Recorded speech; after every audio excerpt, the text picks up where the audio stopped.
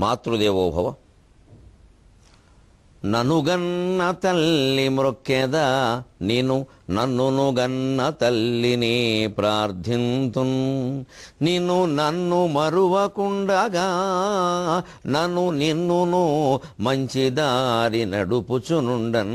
ననుగన్న తల్లి మ్రొక్కెద నిన్ను నన్నును గన్న తల్లినే ప్రార్థింతున్. ఏబిఎన్ ఆంధ్రజ్యోతి ప్రేక్షక మహాశయులందరికీ నవజీవన వేదం అనే కార్యక్రమంలో 158వ భాగానికి స్వాగతం పలుకుతున్నాం. త్వమాదిదేవః పురుషః పురాణః త్వమస్య విశ్వస్య పరం నిధానం వేత్తాసి వేద్యం చ పరం చ ధామ త్వయా తతం విశ్వమనంతరూప. శ్రీకృష్ణుడు తన విశ్వరూపాన్ని తానే వ్యాఖ్యానించాక నిర్భయంగా లేచి యుద్ధం చేయవయ్యా, నిమిత్తమాత్రంగా చేయవయ్యా, అంతా కర్మ ప్రకారం జరిగిపోతుందయ్యా, నడిపించేవాడిని నేను ఉన్నాను, నడవడానికే ఇంత భయపడితే ఇంకెలాగయ్యా. అందుకని చెప్పిన తర్వాత ఆయనకు ధైర్యం కలిగి ఆ విశ్వరూపాన్ని చూసిన తన్మయ భావంతో స్తోత్రం చేస్తున్నాడు. త్వమాదిదేవః పురుషః పురాణః, నీవే ఆదిదేవుడివి, పురాణ పురుషుడివి. త్వమస్య విశ్వస్య పరం నిధానం, ఈ విశ్వానికి మూలమైనటువంటి నిధి, మూల కారణము అన్నీ నువ్వే, ఆధారం నువ్వే. వేత్తాసి, తెలుసుకునేవాడివి నువ్వే. వేద్యం చ, తెలుసుకోబడే పదార్థం కూడా నువ్వే. త్వయా తతం విశ్వం అనంతరూప, అనంతరూప అది అర్థమైతేనే త్వయా తతం అర్థమవుతుంది. అనంతరూప, అనంతమైన రూపములు కలిగిన ఓ మహానుభావ, విశ్వం త్వయా తతం, తతం అంటే వ్యాపించినది అని అర్థం. అనంతమైన రూపములు కలిగిన ఓ మహానుభావ, నీ చేతనే ఈ విశ్వమంతా వ్యాపించినది అంటే మనం అర్థం చేసుకో. భగవంతుడు అనేక రూపాలు ధరిస్తాడమ్మా, ఏ రూపంలోనైనా రావచ్చు, ఇది కాదు వ్యాఖ్యానం. అసలు ఉన్న రూపాలన్నీ భగవంతుడు. అంటే నువ్వు ఎవరితో ఈ మాట అంటున్నావో వారు కూడా భగవంతుడే. ఏ రూపంలోనైనా రావచ్చు అనొద్దు, వచ్చిన రూపం భగవంతుడే. ఈ ఈ విషయం మనం గుర్తించకపోవడం వల్ల గొడవలు, ద్వేషాలు ముగులుతున్నాయి. ప్రపంచ యుద్ధాల దగ్గర నుంచి ఈ వంటింట్లో తగాదాల వరకు ఇదే కారణం. చాలా తేలిగ్గా పురాణాల మీద, ఉపనిషత్తుల మీద బ్రహ్మాండంగా లూజు కామెంటరీ అంటామే, ఓ బ్రహ్మాండంగా వడవడ బాగేస్తామండి. అందరూ ఏమీ ఒక పుస్తకం చదవని వాళ్ళు, ఒక్క అనుభవం లేని వాళ్ళు అడ్డగోలుగా మాట్లాడేది అంతా తమకే తెలుసున్నట్టే. ఏది ఒక్కటి ఆచరణలో ఉండదు, ఒక్కటి అవగాహనకి రాదు. మళ్ళీ తగదా తోసుంటా నేను ఊరుకుంటానేటి, మరి ఊరుకోవాలి. అవతల వాడు దేవుడు అని అంటున్నావుగా, నువ్వు ఊరుకోవడానికే. ఊరుకోరండి. అక్కడ మళ్ళీ అహం. పెద్ద పెద్ద ఆధ్యాత్మిక కార్యక్రమాలు పెడుతున్నామని చెప్పేవాళ్ళు కూడా అహం పోదు. నాకు గుర్తింపు అంటాడు, నాకు ఫోటో అంటాడు, నేను పెట్టించానంటాడు. ఇంకెందుకు పెట్టించడం ఇక్కడ? మనం నిమిత్త మాత్రంగా ఉంటున్నాం, 10 మందికి మేలు జరుగుతోంది చాలు. మేము చెబుతున్న వాళ్ళం మేమే అలా భావిస్తున్నాం, నిమిత్త మాత్రంగా ఉన్నామని. మేము లేకముందు ఎవరు చెప్పలేదా? మా తర్వాత ఎవరు చెప్పరా? మాతోనే మొదలైందా ఈ సృష్టి? మేము మాత్రం మొదటి నుంచి ఈ పనిలో ఉన్నామా? అది ఎవరు మటుకు వాళ్ళమే ఆలోచించుకుంటే, అనంతరూప త్వయా ఇదం విశ్వం తతం. అంటే విశ్వం ఏ రూపాలు మనకు కనపడుతూ ఉన్నాయో, కొడుకులుగా, కోడళ్ళుగా, అత్తగారులుగా, మావగారులుగా, చరాచర జీవరాశిగా కనపడుతూ ఉందో అదంతా భగవంతుడి రూపమే. ఇప్పుడు అందరితోనూ నిమిత్త మాత్రంగానే ఉంటాం మనం. ఎవరితోనూ తగాదా అవసరం లేదు, అందరితోనూ ప్రేమగానే ఉంటాం. అలాగని ఎవరి మీద మనకి వ్యామోహాలు లేవు. అప్పుడు ఎంత ఆనందంగా ఉంటుంది జీవితం. ఒక్క శ్లోకం భావం ఎంత హాయి, ఎంత ఆనందం అండి.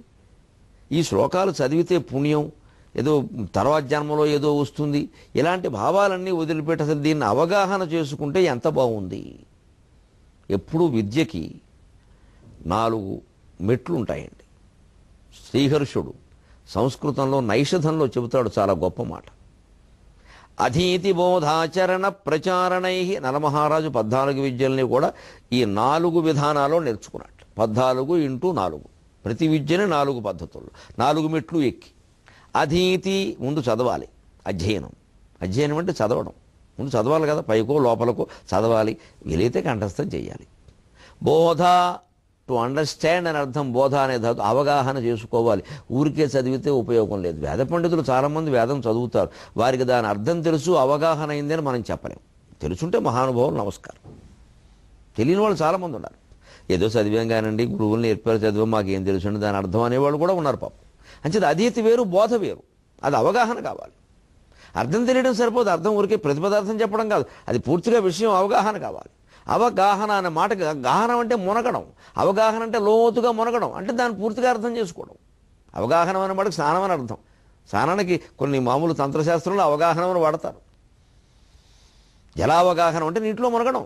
అంటే ఆ విషయంలో మునగాలి. బోధ అంటే అవగాహన అంటే అర్థం, అది దాంట్లో మునగాలి. అంటే దాని గురించి కొంచెం ఆలోచించాలి. అంటే నానబెట్టడం అంటాం మనం. ఓ చింతపండు నీళ్ళలో నానబెడితే పులుసు అవుతుంది, ఉట్టిన ఉంచితే మన చేతికి అంటుకుంటుంది. మరి ఎక్కువ నానబెడితే మొత్తం ఏదో పలచపలచగా తేలిపోతారు, దాని పదును దానికి ఉంది. శాస్త్రాల్లోనూ మనం ఉంది. మళ్ళీ శాస్త్రవాసన కూడా పనికిరాదు, అంత నానబెట్టేకూడదు, కానీ నానవలసినంత నానాలి అంతే. మరి ఆ విచక్షణ ఎవరికి వారికే తెలియాలి. అధీతి బోధ. వెంటనే చూడండి, మన సంస్కృతి గొప్పతనం. ముందు చదవయ్యా, తర్వాత అవగాహన చేసుకోవయ్యా, వెంటనే ఆచరించమన్నారు. అమల్లో పెట్టు. ఇబ్బంది అయినా సరే అమలు ఎంతవరకు చేయగలం అంతవరకు చేయి, పోనీ పర్వాలేదు. ఏదో అన్నమాచార్య కీర్తనలో అంటారు, ఎంతవారికి నువ్వు అంతవాడివి అంటాడు, ఎంత ఆలోచిస్తే అంతే దొరుకుతావు అన్నట్టుగా. మరి అంతవరకు చెయ్యి. అప్పుడు తర్వాత ప్రచారణ. ఇక నాలుగోది ప్రచారం. మనం ఏం చేసాం దురదృష్టవశాత్తు చాలా విషయాల్లో, చాలా విద్యల్లో అధీతి ప్రచారం. బోధ లేదు, ఆచరణ లేదు, అవగాహన లేదు, ఆచరణ లేదు. చదివేసాం చదివేవాళ్ళు తిన్నాక ఎక్కేసాం. అసలు ఈ చదువులు ఎప్పుడైపోతాయో, ఎప్పుడు ఉద్యోగానికి వెళ్ళిపోతాం. చాలామంది విద్యార్థులను ఇవాళ ఎవరిని పరిశీలించినా చదువుగానే ఉద్యోగం వచ్చారు, చదువుగానే. అసలు చదువు నీకు అవగాహన అయిందా? నువ్వు చదువుకున్న దాన్ని నువ్వు ఆచరణలో పెట్టావా? లేకుండా ఆచరణ అంటే ఉద్యోగమా? ఉద్యోగం సంపాదించడం, ఏం ఆచరిస్తావు అందులో? చదువుకు సంబంధం లేని ఉద్యోగాలు చేస్తున్న వాళ్ళు చాలామంది ఉన్నారు. అంచేత ఆ అధీతి బోధ ఆచరణ ప్రచారణ. ఇక మనం ఏ దేశంలో ఉన్నాం? కేవలం భగవద్గీత చదువుతున్నాం అంతే. ఆ చదవడమే గొప్ప, పుస్తకం ఇంట్లో ఉండడమే గొప్ప. అసలు ఒక అధ్యాయం చదివితేనే గొప్ప, ఒక అధ్యాయంలో మళ్ళీ 4 శ్లోకాలు చదివి ఈ 4 చదివితే గొప్ప అని విడదీయడం మొదలు పెడుతున్నారంటే పండితులకి నమస్కారం చెబుతున్నా. మహాపాపం చేస్తున్నాం మనం. మహాపాపం మామూలు పాపం కాదు. భగవంతుడి కండువా వేసింది అందుకు కాదు. ఫలానా అధ్యాయం గొప్ప, ఫలానా 4 శ్లోకాలు గొప్ప అంటే మహాపాపం. జాతి నిర్వీర్యం అయిపోతుంది, నాశనం అయిపోతుంది. ఆ 4 చదివి కూర్చుంటున్నారు, ఆ అధ్యాయం చదివి కూర్చుంటున్నారు. మంగళవారం ఇది, బుధవారం ఇది అంటే అవి చదువు కూర్చుంటున్నారు. ఎవ్వరికీ అవగాహన లేదు, ఎవ్వరికీ ఆచరణ అక్కర్లేదు. అందుకని భగవద్గీత పుట్టిన దేశంలో భయంకరమైన అవినీతి ఉందంటే కృష్ణుడికి అవమానం కాదా? కృష్ణ భక్తులుగా మనకు అవమానం కాదా? హిందువులందరికీ అవమానం కాదా? దేశంలో హిందువులే ఎక్కువ కదా. మరి మనం భగవద్గీతను ఏ పాట అర్థం చేసుకున్నాం? త్వమస్య విశ్వస్య పరం నిధానం. ఈ విశ్వానికంతటికి మూల కారణం నువ్వు అంటున్నాడే. త్వమాదిదేవ పురుష పురాణక. ఆదిదేవుడు పురాణ పురుషుడు నువ్వే అంటున్నాడే. త్వయా తతం విశ్వమనంతరూప వేత్తాసి వేద్యం చ పరం చ ధామ. ఇది కాస్త జాగ్రత్తగా ఆలోచించాలి. వేత్తా అసి వేద్యం చ, తెలుసుకునేవాడివి నువ్వే. వేద్యం, తెలుసుకోబడేవాడివి నువ్వే. వేదాంత వేత్త, వేదాంత వేద్యుడు. తేడా ఉందా లేదా? వేదాంతవేత్త అంటే వేదాంతం తెలిసినవాడు, వేదాంత వేద్యుడు అంటే వేదాంతము చేత తెలుసుకోబడదగినవాడు. భాషాపరంగా చాలా తేడా ఉంది. చదివేవాడు చదువుతూనే పుస్తకం తేడా లేదా? చదివేవాడు చదివే పుస్తకం ఒకటే ఎలా అవుతుంది. కానీ కాస్త లోతులోకి వెళితే మీరు గమనించండి, చదివేవాడు ఎప్పుడైతే పుస్తకంలో లీనమయ్యాడో, ఆ పుస్తకంలో ఉన్న జ్ఞానం వీడికి వంట పట్టిందో, వాడికి ఆ పుస్తకానికి తేడా లేదు. కాబట్టి మన లోకంలో కొంతమందిని ఏమంటాం, ఆయన నడిచే గ్రంథాలయం అండి బాబు, ఏది అడిగితే అదే చెబుతారండి. నడిచే గ్రంథాలయం అంటే ఆ గ్రంథాలన్నీ ఆయన చదివినట్టేనా? ఆయనకి అవగాహన కాబట్టే కదా మనం ఆ గౌరవం పెంచుకున్నాం ఆయన పట్ల. అంటే ఇప్పుడు గ్రంథానికి ఆయనకి తేడా లేనట్టేనా? మరి వేత్తాసి వేద్యించా, కష్టమే ఉందండి. వేత్త వేద్యం, చదివేవాడు చదివేది. ఇంకొంచెం విడది, ఇంకొంచెం ముందుకెళ్ళండి. దృగ్దృశ్యముద్రౌ పదార్థం ఉద్వౌ పరస్పర విలక్షణౌ దృగ్బ్రహ్మ దృశ్యం మాయా స్యాత్ ఇది వేదాంత రిండిమఘ. అద్భుతమైన స్తోత్రం వేదాంత రిండిము. అందులో దీన్ని కాస్త విస్తరించి చెబుతున్నారు శంకరాచార్య. దృశ్యౌ చూపు, చూపు, దృశ్యము చూడబడే విషయం అని 2 ఉన్నాయ్యా. పరస్పర విలక్షణవు. మనం కూర్చుని ఏదో టీవీ చూస్తున్నాం, మనం వేరు టీవీ వేరు, స్పష్టంగానే తెలుస్తుంది ఆ విషయం. ఇంకా మరి ఒకటి చెప్పేది ఏమిటి? పరస్పర విలక్షణవు. మన చూపును టీవీ ఒకటే అంటే ఎలా ఒప్పుకుంటామండి? ఎందుకు ఒప్పుకోము? దృగ్బ్రహ్మ దృశ్యం మాయా స్యాత్ ఇది వేదాంత రెండిమగ. దృగ్దృశ్యంతో పదార్థం ఉద్వౌ పరస్పర విలక్షణవు. చూపు అని ఒకటి ఉందయ్యా, చూసే పదార్థం అని ఒకటి ఉంది. ఉదాహరణకి టీవీ చూసే పదార్థం, ఒక కార్యక్రమం, టీవీ ఏదైనా కానివ్వండి వస్తువు, అందులో వచ్చే కార్యక్రమం ఏదైనా అది అది దృశ్యం సినిమా ఈవేళ అద్భుతమైన సంచలనాన్ని తీసుకొస్తోంది. ఇక్కడ ఒక వైవిధ్యంగా తీశారు, అంతకంటే ఉంది.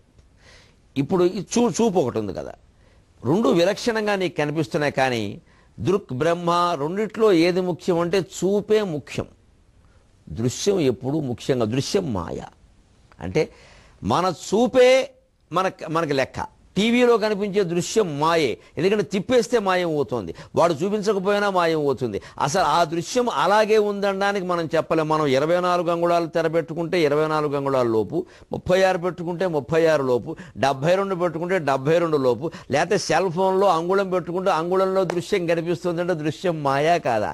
ఎంత గొప్పవాడండి శంకరాచార్య! ఏం అవగాహన అండి ఆయనది అసలు, మహానుభావుడు.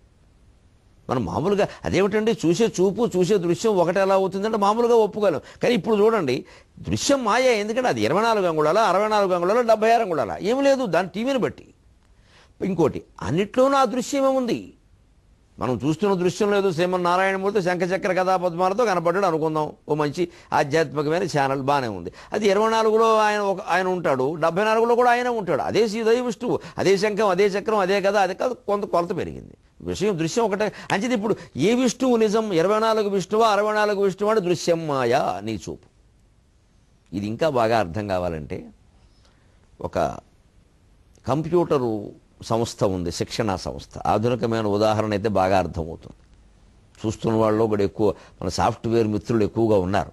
వారు పాపం మనస్సులో హార్డ్వేర్ పెట్టుకుని బాధపడుతూ ఉంటారు, ఏమిటి జీవితం అని. వాళ్ళంతా నాకు కుమారుడు లాంటి వాడు, సోదరుడు లాంటి వాడు. అందుకని ఓ మాట చెప్తా. కంప్యూటర్ సంస్థ ఒకటి ఉంది, ఏదో శిక్షణ ఇస్తున్నారు ఓ పెద్ద మనిషి. అందులో ఓ 8 మంది చేరారు పిల్లలు. మొదట ఏదో చిన్న సంస్థ, చాలా తెలివైన వాడు, శిక్షణ ఇచ్చేవాడు, చాలా గొప్పవాడు. ప్రారంభం కదా, అతను ఓ 3 నెలలు శిక్షణ ఇచ్చాక ఓ పరీక్ష పెట్టాడు. మీరు రేపు మళ్ళీ ఇవాళ ఆదివారం కదా, రేపు రాకండి, ఎల్లుండి రండి, ఆ సోమవారం వచ్చేటప్పుడు నాకు ఒక మాట చెప్పాలి, మీరు కంప్యూటర్ ఆడదా మొగదా తేల్చాలన్నాడు. ఇది ఎక్కడ పరీక్ష? కంప్యూటర్ ఆడదా మొగదా ఏమిటండి? వాళ్ళు నవ్వుకుంటారు నాకు తెలుసు, మీరు ఆలోచించండి, వచ్చాక చెప్పండి ఆడదా మొగదా. వచ్చాక 4 ఆడపిల్లల్ని ముందు అడిగాడు, ఏమమ్మా ఇది ఆడదా మొగదా? ఏమనుమానం లేదండి, అందులో ఒక అమ్మాయి, అన్ని మగబుద్ధులేనండి, దీనికి అసలు ఆడబుద్ధులు లేవండి. ఆడ మగ చెప్పడం కష్టమే, కానీ మేము ఆలోచన బుద్ధిని పెట్టే కదండి, అన్నీ మగబుద్ధులు. ఏమిటమ్మా అలా ఎందుకు అనుకుంటున్నావు అంటే, ఇందులో సమాచారం ఉంటుందండి, ఎంతో గూగుల్లోకి వెళ్ళి దీంట్లోకి వెళ్ళి నొక్కి పీకి ఇలాగే అలా పెడితే కానీ రాదండి. ఈ ఎంతో సమాచారం ఉంటుంది, కానీ లోతుల్లోకి వెడితే కానీ విషయం బయటికి రాదండి. మగాడు కూడా అంతేనండి, గుండెల నిండా ఎంతో ప్రేమ ఉంటుందండి, వ్యక్తం చేయడండి బయటికి. అది మేము వ్యక్తం చేయడం కోసం ఏవో రకరకాల ప్రశ్నలు వేసి, ఈ చీర బాగుందా, ఈ నెక్లెస్ బాగుందా, నేను ఎలా ఉన్నాను అని కాస్త అక్కడి నుంచి కాస్త పక్కడి నుంచి రకరకాల మాటలు అంటే కానీ మొత్తం మీద విషయం చెప్పడండి. మరి కంప్యూటర్ మొగాడు ఒకటే కదా. ఇంకో అమ్మాయిని అడిగారు, నువ్వేమో, నా దృష్టిలోనే ఇది మొగాడైంది. ఏమిటంటే, ఏమోనండి అన్ని సమస్యలు ప్రాబ్లమ్స్ అన్నీ సాల్వ్ అవుతాయి కదా అని కంప్యూటర్ ల్యాప్టాప్ కూడా తెచ్చుకున్నాం, ఇది అది రిపేర్ వచ్చింది, ఇప్పుడు అది పెద్ద ప్రాబ్లం అయిపోయింది. అలాగా అన్ని సమస్యలు పరిష్కరిస్తాడు కదా అని మొగాడిని పెళ్లి చేసుకున్నాక వాడే పెద్ద సమస్య అయిపోయాడండి బాబు, వీళ్ళు నేను ఇప్పుడే సుఖంగా ఉన్నామంది. ఈ అమ్మాయిలందరూ పెళ్లి లేని వాళ్ళు, పెళ్లి కాని వాళ్ళు ఇలా మాట్లాడరు. అందుకని వాళ్ళ ఇద్దరికి మొగాడే అనిపించింది. మరి నిజమే కదా, సమస్యలు మొగాడిని ఎందుకు చూసుకుంటారంటే పెళ్ళి ధైర్యంగా ఉంటాడు, అనేక సమస్యలు ఆయన చూసుకుంటాడు, మనం ఇంట్లో ఉండొచ్చు, ఏదో చేయించి పర్వాలేదంటే మొత్తం వాడి సమస్య అయిపోయాడు. బయటికి వెళ్తే ఎందుకు వెళ్ళామంటాడు, వెళ్ళకపోతే ఎందుకు వెళ్ళలేదంటాడు. ఉద్యోగం చేయకపోతే ఈ రోజుల్లో ఎలాగంటాడు, ఉద్యోగం చేస్తూ ఉంటే ఆలస్యం ఎందుకైంది అంటాడు. ఈ రకరకాల గొడవలు ఉంటాయి. ఇంకా అందంగా ఉంటే ఓ గొడవ, లేకపోతే ఓ గొడవ. ఇవి అందుకని వాడు సమస్య అయిపోయాడండి. అందుకని కంప్యూటర్ కూడా అంతేనండి, పనిచేసినంతకాలం బాగానే ఉంటుంది, కానీ ఏదైనా సమస్య వచ్చిందో అది పెద్ద తలనొప్పి అయిపోతుంది బాబు, ముందు దాన్ని తల కొట్టేసుకోవాలి. మా అమ్మాయి ఇంకో చిత్రమైన మాట చెప్పింది, ఏమిటోనండి ఎంత కొత్త మోడల్ కొన్నా కానీ ఏమిటో ఒక ఏడాది అయ్యాక ఇంకొంచెం ఆగుంటే ఇంకా మంచి మోడల్ దొరికేదేమో అనిపిస్తుందండి. భర్త కూడా మగాడు కూడా అంతేనండి, ఏమిటో ఎంత మంచి వాడిని చేసుకున్నా ఒక ఏడాదికి కొంచెం ఆగుంటే ఇంకా మంచివాడు దొరికాడేమో అనిపిస్తోందండి అన్నాడు. చూడండి, ఈ అమ్మాయిలందరికీ, పెళ్ళి అయిన అమ్మాయిలందరికీ అది మగవాడి కింద కనపడేది. కంప్యూటర్ మగవాడు అంటే ఎవడన్నా ఒప్పుకుంటారండి? ఇది ఇలా పక్కన పెడదాం, అలా పెడదాం, ప్రసారంలో అంతరాయం. ఇప్పుడు మగపిల్లల్ని పిలిచాట, వీళ్ళు ముగ్గురు కూడా పెళ్ళి లేని వాళ్ళే. వీళ్ళని పిలిచారు, వీళ్ళు నలుగురిని పిలిచి, అబ్బాయి మీ అభిప్రాయం చెప్పండి అంటే, ఊరుకోండి అసలు దీనికి జెంట్లమెన్ బుద్ధి ఒక్కడ కూడా అన్ని లేడీస్ అని. వాడి దృష్టి వాడిది. అదేమిటా నువ్వు అలా అనుకుంటున్నా అంటే, మీకేం తెలుసండి బాబు, అసలు ఇది కంప్యూటర్ ఎలా పుట్టిందో కానీ ఇది ఎలా పనిచేస్తుందో ఏమిటి ఈ సమాచారం ఏమిటో ఒక్కసారి టక్మని ఏదో మిక్సీ అని ఒకటి నొక్కగానే ప్రపంచంలో ఉండే మిక్సీలు కంపెనీలు రేట్లు అన్నీ వచ్చేయడం ఏమిటో అయోమయం అండి. అసలు దీన్ని పుట్టించిన చార్లెస్ బాబేజ్కి అలన్ ట్యూరింగ్కి కొలన్ జ్యూరింగ్కి ఎవ్వడికి అర్థం కాని వ్యవహారం అండి ఇది. ఆడది కూడా అంతే కదండి, దాన్ని పుట్టించిన బ్రహ్మదేవుడు కూడా అర్థం కాలేదండి. నిజమే, మరి అర్థం కాదు కాబట్టి అర్ధాంగే అన్నారు, అర్థమైతే పూర్ణాంగే అనేవారు. మంచిది ఆడదండి అంటే మొగాడు దృష్టి అలా ఉందండి. ఇంకో రెండో వాడిని అడిగారు, నువ్వెవరు? అదే మావాడు చెప్పిందే నిజమేనండి, పక్క ఆడది, అనుమానమే ఉంది. ఎందుకంటేనండి 2 కంప్యూటర్లు పక్కన పెట్టామంటేనండి ఓ వైరుతో పెడతామనుకోండి, ఇంటరాక్టింగ్ అవుతూ ఉంటే దీని దుంపదగా ఏం జరుగుతుందో తెలియదండి. ఒక్క నిమిషంలో మొత్తం ఇందులోదంతా అందులోకి వెళ్ళిపోతుంది, అందులోదంతా ఇందులోకి వెళ్ళిపోతుంది. మరి పెన్ డ్రైవ్ ఇవాళ 16 GB 32 GB 64 GB చూశాను నేను. అమెరికాలో పాపం ఎవరో మా శిష్యుడు వల్లూరు శ్రవణ కుమార్ అని మాకు బహుమతి ఇచ్చాడు. అందులో ఏకంగా 1000 భాగాలు ఎక్కించి పారేశాడు. ఇది ఇంత చూస్తే అది చింతకాయ అంత ఉంది. అది దానికి మళ్ళీ వెనకాల ఒక కన్నం పెట్టాడు. ఇది కీ చైన్ పెట్టుకోవచ్చు గురువు గారు, నాకు బండి లేదులే కీ చైన్కి పెడతా అంటదని. ఏమి లోకమైందండి ప్రపంచం. ఆ కీ చైన్కి పెట్టే ఇంత చింతకాయ ఇంత మొక్కలో దాన్ని సరిగ్గా మనం మళ్ళీ కంప్యూటర్లో పెట్టి ఓపెన్ చేస్తే మొత్తం నేను ఎంతవరకు చెప్పిన టీవీ కార్యక్రమాలు అన్నీ వచ్చేస్తాయి అందులో. ఏం ఆశ్చర్యం ఇది. దీనికోసం సీడీలు తీయాలంటే ఎన్ని సీడీలు తీయాలి, ఇంటి నిండా పెట్టుకోవాలి. ఇప్పుడు ఇది ఎంత అయోమయంగా లేదా? ఒక కంప్యూటర్ పక్కన ఉంటే ఇంటరాక్టింగ్ అవుతూ ఉంటాయండి. ఎలా అవుతాయో తెలియదు కానీ నిమిషాల్లో సమాచారం అటు వెళ్ళిపోతుంది ఇటు వెళ్ళిపోతుంది. 2 ఆడాళ్ళు మాట్లాడుకుంటున్నా అంతేనండి, వీళ్ళ దుంపదగా 5 నిమిషాల్లో మొత్తం ఈ కుటుంబం అటు వెళ్ళిపోయింది, ఆ సంసారం ఇటు వచ్చేసింది, మొత్తం సమాచారం తెలిసిపోయిందండి. ఎలా మాట్లాడుకున్నారో తెలియలేదు అన్నాడు. నిజంగా ఇంత మాట్లాడడంలో ఉండే నైపుణ్యం ఆడాడుకున్నట్టుగా మొగాడికి లేదు. వీళ్ళు బయటపడిపోతారు. మేము ఒకటి చెప్పండి 10 చెబుతాం, వాళ్ళు 10ంటిని 1లో కలిపేస్తారు. ఎందుకంటే చపాతీ మడత పెట్టి లోపల కూరట్టేసి అలవాటు ఒకటి ఉందిగా, అందుకనే మొగాడికి చేత కాదు మడతపేచి. అందుకే ఇంకొక మగాడిని అడిగారు, నువ్వేమో నేను కూడా అంతేనండి. మళ్ళీ అనుమానం ఏముందండి, ఇందులో మెమరీ చిప్ అని ఒకటి ఉంటుందండి, మాటికి ఏమిటో పైకి వచ్చి రిమైండ్ ఇట్ అని గుర్తు చేస్తూ ఉంటుంది. ఆడాళ్ళు కూడా అంతేనండి, షంటింగ్ అండి బాబు. ఇంట్లో కూర్చొని ఊరికే ఓసారి ఓ సరుకు చెప్తారు, ఊరుకోరండి, మర్చిపోకనే గుర్తు పెట్టుకుతాయండి. 20 సార్లు చెప్పారేటండి ఇక్కడ మెమరీ చిప్ ఉంటుంది. మరి ఈ మెమరీ చిప్పే ఆడదండి, అంచేత కంప్యూటర్ ఆడదే అన్నాడు. మామూలు కాదండి. ఇంకొకరిని అడిగాట, సరిగ్గా ఆలోచన మెడగట్టి పద్యం చెప్పాడు ఆయన. ఏమిటయ్యా నువ్వే ఆడదేనండి, అనుమానం లేదు. ఎందుకంటే కంప్యూటర్ చూడండి, మొదట్లో ఈ బాక్స్ ఉండేదేమో దీర్ఘచతుస్రాకారంలో ఉండేది, ఇంత సిస్టమ్ అంతే కదా. ఇప్పుడు అంటే ల్యాప్టాప్ వచ్చింది. ల్యాప్టాప్ రాకముందు పూర్వం ఎలా ఉండేది, ఇంత ఉండేది. దానికి 2 డబ్బాలు, దానికి కిందేమో కీబోర్డు, ఈ కీబోర్డుకి దానికి ఒక వైరు, దీనికి ఒక పెద్ద బల్ల, దీనికి ముందు కుర్చీ, దీనికి ఒక పెద్ద ఏసీ రూమ్, ఇంత ఏర్పాటు ఉండేదేమో, ఇంత డబ్బా, దానికి ఇంత ఏర్పాటు. మరి జీవితం కూడా అంతేనండి. ఆడాళ్ళు మన జీవితంలోకి రాకముందు హాయిగా సత్రం భోజనం మటన్ నిద్ర 5 వేలతో గడిపేశామండి. వీళ్ళు వచ్చారు, ఇల్లు అన్నారు, 2 బెడ్రూమ్ చాలదు, 3 బెడ్రూమ్ అన్నారు, మాస్టర్ బెడ్రూమ్ అన్నారు, చిల్డ్రన్ బెడ్రూమ్ అన్నారు, ప్రతిదీ అటాచర్ అన్నారు, మన ఇద్దరం డిటాచర్ అన్నారు. సత్రం జాలకి ఇప్పుడు ఎన్ని సామాన్లు కొన్నా చాలలేదు. పైగా ఏదైనా కొత్త సోఫా వస్తే ఇన్స్టాల్మెంటే కదా కొనమంటారు. ఇవన్నీ ఎందుకు వచ్చాయండి, పెళ్ళాన్ని బట్టే వచ్చాయి కదండి. అది కంప్యూటర్ ఆడదు కాకపోతే ఏమైంది అన్నాడు. ఇప్పుడు ఆలోచించండి, ఒక్కసారి మళ్ళీ ప్రాచీనానికి వెళదాం. చూపు నిజమా, చూస్తున్న దృశ్యం నిజమా? కంప్యూటర్ నిజమా, కంప్యూటర్ ఆడదా మొగాడా అన్న భావాలు నిజమా? ఈ భావాలన్నీ వీళ్ళకి ఏర్పడ్డాయి. వీళ్ళ దృశ్యాలు, వీళ్ళ ఆలోచన విధానం తప్పితే అది ఆడది కాదు, మగది కాదు. అంచేత దృగ్బ్రహ్మ దృశ్యం మాయా సాత్. నువ్వు ఎలా చూస్తే అలా కనపడుతుంది ఈ ప్రపంచం. నువ్వు కంప్యూటర్ని ఆడది అవ్వాలి అనుకుని చూస్తే ఆడదే అవుతుంది, మొగాడు అవ్వాలనుకుని చూస్తే మొగాడే అవుతుంది. మొగాళ్ళందరూ దాన్ని ఆడదని ఎందుకు అన్నారు అంటే వీళ్ళు ఆడాళ్ళతో విసిగిపోయారు. ఆడాళ్ళందరూ దాన్ని మొగాడని ఎందుకు అన్నారు, వీళ్ళు మొగాళ్ళతో విసిగిపోయారు. ఆ సమయంలో వీళ్ళకి 70 ఏళ్ళు వచ్చాక వీళ్ళని ఇదే విషయం అడిగితే వాళ్ళు వేరే విషయం చెబుతారు. ఎప్పటికప్పుడు మన భావాలు మారిపోతున్నాయి అంటే మార్చుకోవలసింది మన చూపున ప్రపంచాన్న. మనం అందరం ప్రపంచాన్ని మార్చడానికి 100 సంస్థలు పెడుతున్నాం, కానీ మన దృష్టిని మార్చుకోవడానికి మనం ఇంట్లో కూర్చుని ఏమైనా చేస్తున్నామండి అసలు? దృగ్బ్రహ్మ దృశ్యం మాయా స్యాత్ ఇది వేదాంత డిండిమక. అది సరిగ్గా ఇక్కడ వర్తింపజేసుకుంటే ఎంత అద్భుతం అండి. వేత్తాసి వేద్యం చ పరం తద్వరం చ ధామ. తెలుసుకునేవాడెవరయ్యా, తెలుసుకోబడే పదార్థం ఏదయ్యా, అంతా ఒక్కటి. అదే దాన్నే కృష్ణమూర్తి గారు ది సెర్చర్ ఈజ్ సెర్చ్డ్. ఎవరు మనం దేవుడు ఉన్నాడా అని ఎవరో వెతుకుతూ ఆయన అడిగితే ఆయన అన్నట్ట, వెతుకుతున్నవాడు ఎవడో చూడు తెలుస్తుంది అన్నట్ట. అది చూడమండి మనం. వెతుకుతున్నవాడు ఎవడు, దేవుడు ఉన్నాడా అని అడుగుతున్నవాడు ఎవడు అన్నాడు.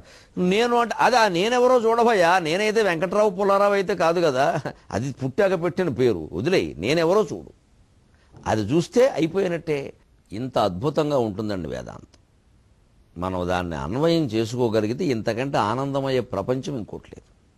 దయచేసి యువతరం ఒక్క మాట ఆలోచించండి. చిన్నవాళ్ళైనా నేను దయచేసి వాడుతున్నాను. ఈ ఆధ్యాత్మిక ఆనందాన్ని పెద్దవాళ్ళు పొందుతున్నారు, మీరు పొందలేకపోతున్నారు. ఎందుకంటే మీలోనే కొంతమంది ఈ వేదాంత భాగాలు వింటున్న వాళ్ళని ఆక్షేపిస్తారు. ఏమిట్రా నీకు ఈ వయస్సులో ఇదేమిటి అంటూ. ఇది అలా కాదు. వాళ్ళకి స్పష్టంగా చెప్పండి, నేను పొందుతున్న ఆనందం నువ్వు పొందుతున్నావా? నవజీవన వేదం కూర్చుని విను, ఒక 10 భాగాలు విను. యూట్యూబ్లో పెట్టారు ఏబిఎన్ వారు, ఒక 10 భాగాలు విను, నీ లైఫ్, నీ జీవితం మారిపోతుంది చూసుకో అని సవాల్ చేయండి. మీ సవాల్ నిజం చేసే పూచి నాది. కౌంతేయ ప్రతిజానేహి నమే భక్త ప్రణశ్యతే అన్నాడు కృష్ణుడు. నువ్వు ప్రతిజ్ఞ చేయవయ్యా, నేను దాన్ని నిజం చేస్తాను. ఇది మీరు ప్రతిజ్ఞ చేయండి నా తరఫున, నేను నిజం చేస్తాను. ఈ అవకాశం, ఇంత గొప్ప వేదాంతానందాన్ని పొందగలిగి జీవితాన్ని ఎదుర్కొనే అవకాశం మానవ జన్మకుంది, కానీ మరో జన్మ లేదు. అందుకే ధూర్జుడు ఏమంటున్నాడంటే, తనువే నిత్యముగాను నర్పము అది లేదా చచ్చి జన్మింపకుండనుపాయంబు ఘటింపు. ఈ గతుల రెంటన్ నేర్పులేదేని లేదని నాకిప్పుడ చెప్పు. చేయగల కార్యంబున్న చేసి చేయగల కార్యంబున్నచో చేసి నినుగాంచెదగాక కాలముననో శ్రీకాళహస్తీశ్వర. తనువే నిత్యముగాను నర్పము. నాకు ఈ భౌతిక సుఖాలన్నీ నిజమనిపిస్తున్నాయి, ఇవి పోతాయని అనిపించట్లేదు. పొందుతున్న కొద్దీ ఇంకా పొందాలని అనిపిస్తోంది, ఇంకా వైవిధ్యం కావాలనిపిస్తోంది. కాబట్టి నా శరీరాన్ని శాశ్వతం చేసి, ఎలా అడుగుతున్నాడో చూడండి దేవుణ్ణి, సాధ్యం కాదని తెలుసుండు కూడా, నా శరీరాన్ని శాశ్వతం చేసి, నా యవ్వనాన్ని శాశ్వతం చేసి, నా సుఖాలు శాశ్వతం చేసి, లేదా చచ్చి జన్మింపకుండా ఉపాయంపు ఘటింపు. ఒకవేళ నన్ను చంపదలుచుకుంటే మళ్ళీ పుట్టించద్దు. ఎప్పుడూ పుట్టే పని లేకుండా, చావు లేకుండా నాకు శాశ్వతమైన శరీరాన్ని, లేదా చంపేదలుచుకుంటే చావక తప్పదయ్యా, హిరణ్యకశిపాదులు చనిపోయారు, రావణాసురాదులు చనిపోయారు, నువ్వెంత అంటావు, వేసి మంచిదే, తక్షణం తీసుకెళ్ళిపో, నాకేం అభ్యంతరం లేదు, కానీ మళ్ళీ పుట్టద్దు.